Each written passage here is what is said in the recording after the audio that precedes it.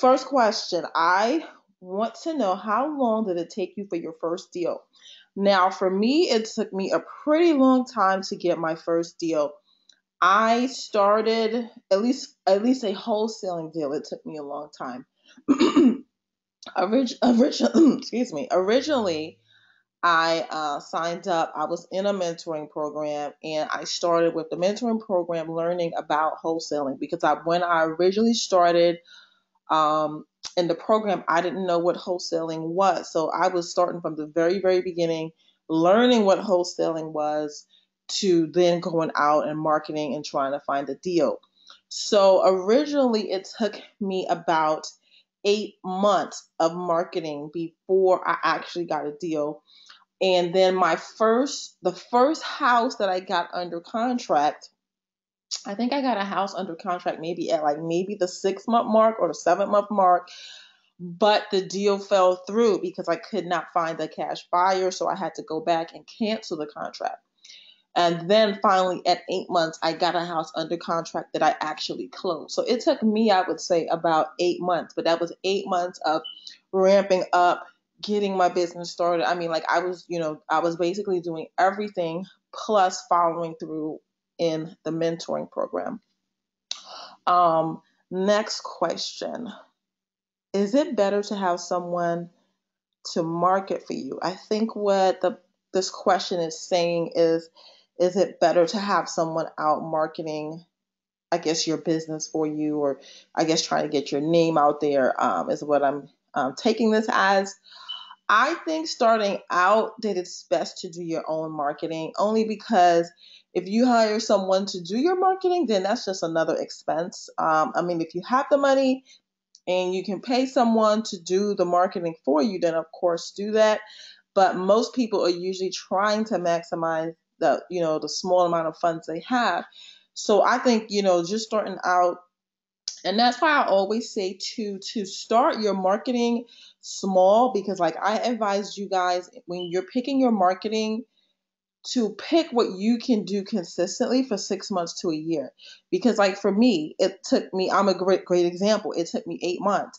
That's 8 months of consistently marketing. So if you pick marketing things that or tactics or strategies that you cannot keep up with for an extended period of time, then you're not going to be successful. So that's why I see sometimes people come out and they spend too much money originally on marketing so that by 3 months or 4 months, they don't have any money left to do marketing. So I always say pick the marketing strategy that you know you can consistently do for 6 months to a year, because that's about how long it's going to take you to get your first deal.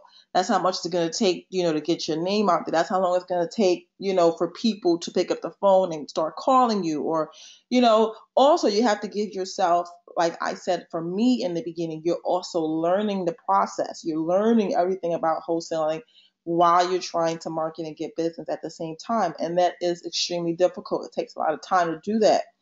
So, definitely give yourself, like I said, I always say pick 1 to 3 marketing strategies, no more than that, and move forward with that. Because if you're doing more than that, I find that people get overwhelmed.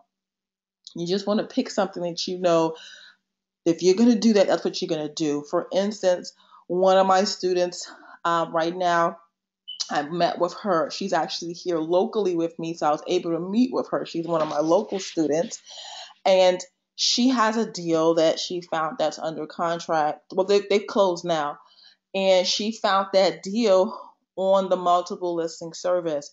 So what she was doing is she has an agent that sends her properties that they need work or they're short sales or something like that. She gave that agent a criteria to send her, because you can do it as well. You can ask an agent.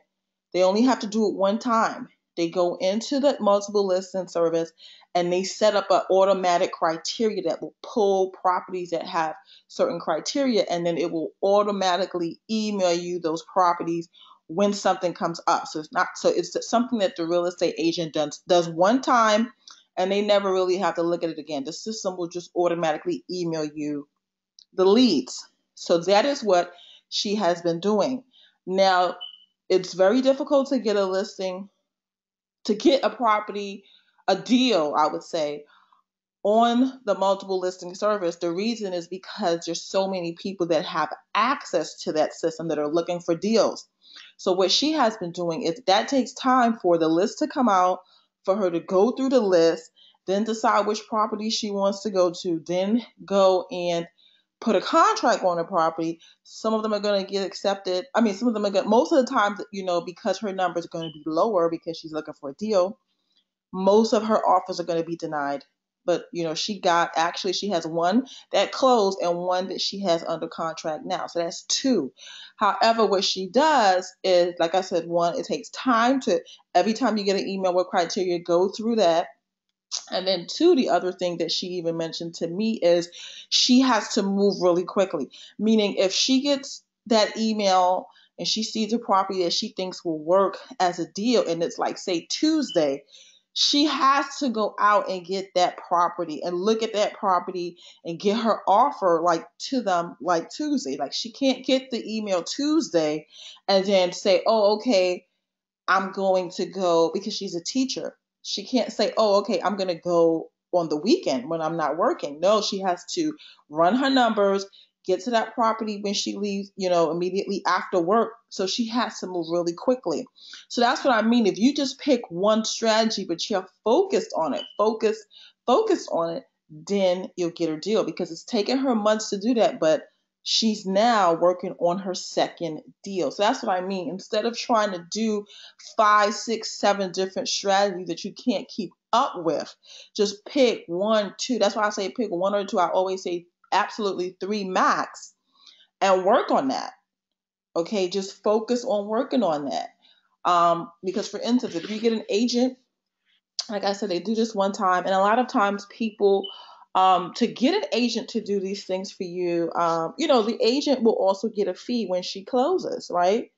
So, just like I said, you don't want to take up a lot of a real estate agent's time, because they kind of, that's why they kind of blow a lot of wholesalers away. Let them know what your criteria is, what you're looking for, and just ask them to set up just an auto search for you that will send you listings. Okay. Okay. Now the other question is, um,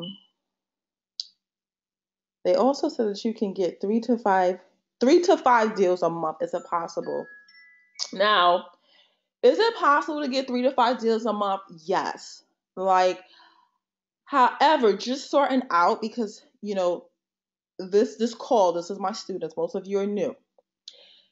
And the expectation to start out having 3 to 5 deals a month is not realistic, because just like what I said with the other things, there's so much that you're trying to do, and there's so much marketing that you would have to do to pull in 3 to 5 deals, because I can do 3 to 5 deals a month. However, I can't, the number of deals that I do a month and the number of deals someone new does, I can't really compare that and say, oh, okay, because you're not closing 3 to 5 deals a month like me, you're not being successful. Because, one, I've been doing this for years, so my name is really out in my area a lot.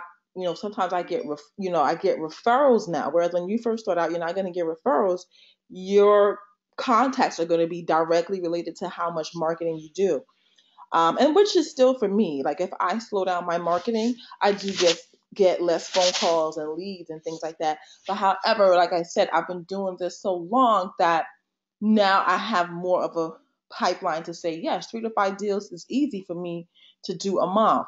So just be mindful of that. Like I said, um, one of the students that I met with last week, now she's on her second deal, but she's been doing this, a couple months now, and she has, like I said, she's really been working nonstop on really searching our, multiple listing service for deals. I mean, she's up, she's going through that. Sometimes I'm on calls with her. It's 1 o'clock, 2 o'clock in the morning, and she's a teacher. Then she has to get up and go to school, to work, um, you know, for 8 o'clock and things like that. So she's been working really, really hard.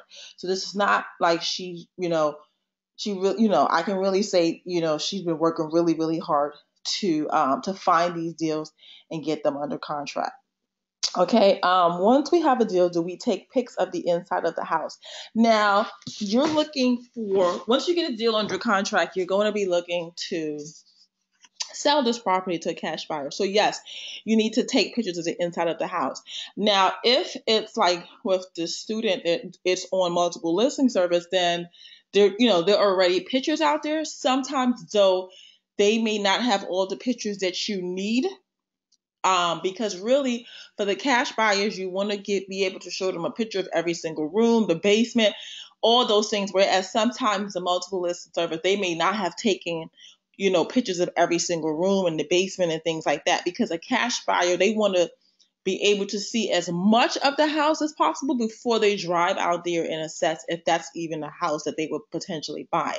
So you want to take lots of pictures of the inside, because they need enough information to even want to go to that property. Most cash buyers, if you just have one or two pictures, they don't want to waste their time to go all the way to the house. They want to have an idea before they get there if this even looks like a potential deal. Okay, because people just really value their time, and they don't want to because really cash buyers, they are doing multiple deals a month. So they have to really be, have more of a strategy of how they manage their time. So they can't just run behind every single person that picks up the phone and calls them and says, oh, I have a deal. They want to see and assess it for themselves first before they get in the car and drive, because a lot of cash buyers look at, 20, 30 properties a month and then maybe buy five.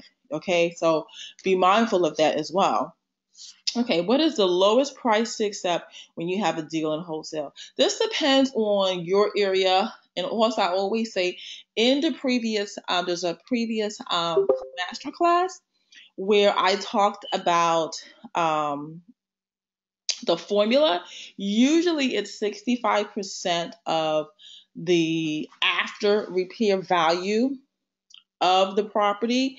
But go back to that recording, because that is a more detailed, that's a way more detailed question, because you have to calculate the after repair value of the house, 2, subtract the repair estimate, 3, subtract your wholesale fee, and then that number, is about, the remaining number is about what you should accept for a deal.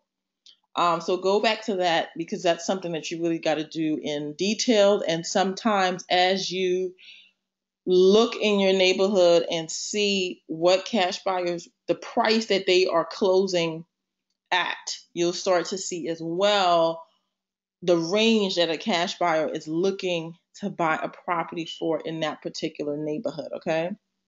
Then she has, also, does the downtime start in October or November? I think she's talking about when real estate slows down. Um, Real estate is very, it does go by the seasons. Like even on the real estate agent side, here where I am, like spring is like the absolute busiest time. Um, for real estate, like it just, definitely has a cycle. Then like summertime, it kind of goes down because people go away, people are not home. Then it picks back up in fall again because people, start to put their house on the market again. And then wintertime, it does slow down like October, not really October, probably starting like November, December as we get closer to the holidays. Also, the weather can, slow it down, because sometimes like if you're not having as bad as a winter, then more people are willing to go out and look for houses. Whereas, when it starts to snow, depending on where you are, if it's really hectic outside or icy and things like that, of course people are like, no, I'll wait. I don't want to put my house on the market, nor do I want to be bothered looking for houses. And then it usually picks back up in the new year. However, for us as investors, the cycle is not really it's not consistently the same as like being a real estate agent, because the clients that we have, they're in some type of stressful situation. So a traditional real estate listing, maybe they're selling because, they're moving to a bigger house, they got a new job, like they have more, I guess, options, to say, oh, it's icy outside, I don't want to sell right now. Where on the investor side, if somebody like is in pre-foreclosure or something like that, they don't really have that luxury to say, oh, I'm going to wait until after the storm, because, they could lose their house by the time the storm is over. So it's not, on the investment side, I don't see, for me, that it follows the traditional real estate market. It's more just going to follow, like what is going on. Like if there was like a big layoff or something, like, it follows more things like that. On the investment side of, so sometimes, on the realtor side, I'm not as busy November, December, but sometimes on the investment side, I'm running around, right around the holidays. I've had, closings right before Thanksgiving because the settlement company is going to close, for the holidays. I'm like, oh God, we need to close. So, like I said, on the investment side, people don't have that luxury because they usually have something going on. They're going through a divorce. I mean, it's usually always something crazy, which is why they're even contemplating, selling their house at a discount, because there's something going on that they just don't have control over. So that's why I usually tell people on the investment side, just keep marketing all year and putting your name out there, because, our clients, they're not going to, they don't have that option to say that they're not interested right now because it's cold outside and stuff like that. So I would not, on the investment side, slow down my marketing, like October, November, to answer that question. Next question. Also, when you are a real estate agent, do you work in the office every day? I don't go into my office every day. Now I'm on a team, and some of my team members go in every day and some don't. It's more like, I guess, personal preference. Some agents have just said that they're more productive when they go into our office. So that's why they'll say they go. Like, we're not like, because being a real estate agent, is really having your own business and doing your own thing. Even being on a team, it's the same thing. Like, we each may have something. Like for me, I'm on this team, but I'm the only one that focuses on distressed property and pre-foreclosures and things like that. So, you know, there are people that, like I said, they go in every day, but our team lead, he doesn't have any type of requirement to go in every day. It's about, us mastering, the best way that we work and things like that. But most agents that I know don't go in every day. Most people work from home. And then, too, when you're meeting with clients, sometimes clients may want to meet in the office, but a lot of times you can just meet clients, in their house. So for me, a lot of times, like, I work from home, and then when I have appointments, because for me as an investor, it's very important for me to know the condition of the house. A lot of times I don't want people to meet me at my office, because then I know I have to because in that first meeting, yes, I'm trying to find out their situation, right? But then the reason why I like to still have that meeting at their house is because I still need to know.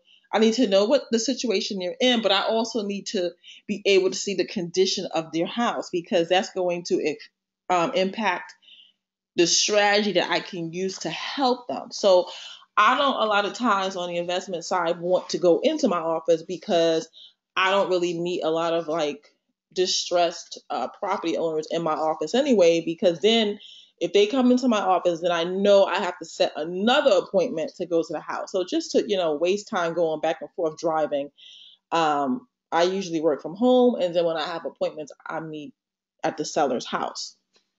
But like I said, most realtors don't.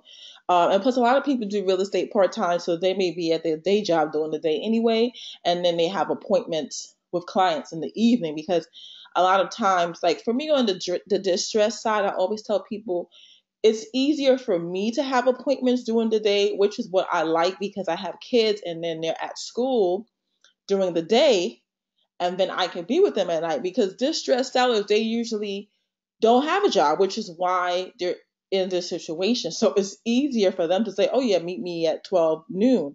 Whereas a traditional buyer, they're at work 9 to 5, so they want to have evening appointments anyway. So a lot of agents, will have a day job, and then they can easily meet with clients in the evening. So it's not really, I would still say, um, a big deal that you need to go into your office every day. Like I said, from what I've seen and on my team, there are people that go in every day, but they more do it because they say being like in the office, they just stay more productive than being at home. And then they also say like the energy of being around other people like pumps them up and things like that. So it's just personal preference there. You guys take care and have a great day.